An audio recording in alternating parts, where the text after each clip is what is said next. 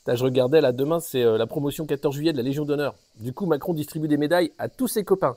Bruno Le Maire, tu sais, le ministre de l'économie qui a endetté la France et qui a mis l'économie russe à genoux quand même.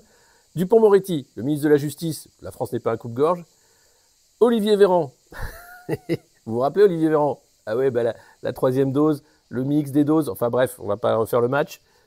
Sophia Aram, qui a quand même toutes les médailles. Hein. Elle a le prix du CRIF, elle a le Molière, elle a la médaille en chocolat du Mont-Saint, machin, etc.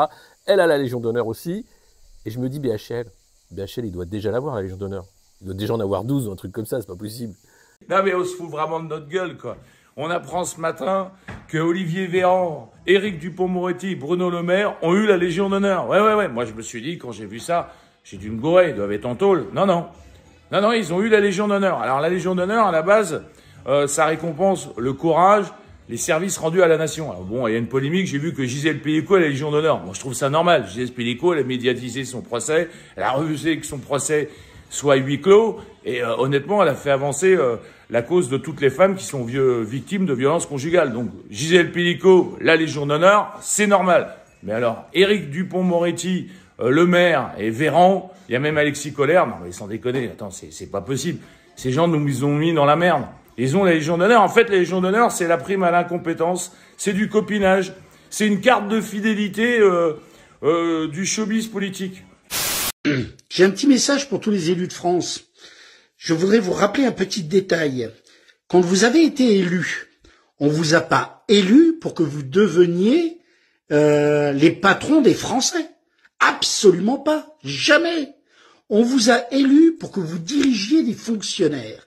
Et ces fonctionnaires et vous, les élus, vous n'avez qu'un seul objectif à réaliser, c'est-à-dire de s'occuper du bien-être de 100% de la population française.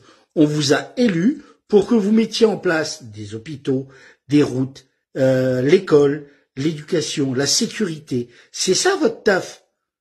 Votre taf n'a en aucun cas, vous êtes des policiers ou Non, vous êtes des élus, vous devez diriger des fonctionnaires dans un seul objectif, faire en sorte que les Français aillent bien et qu'on vive agréablement en France. Votre rôle n'est pas de dire « nous allons diriger les Français ». Mais d'où tu diriges qui, toi? Tu dois avoir un rôle de, comment dire, vous êtes nos employés. On vous a mandaté. C'est nous les patrons. Les Français, c'est nous les patrons de vous, les élus.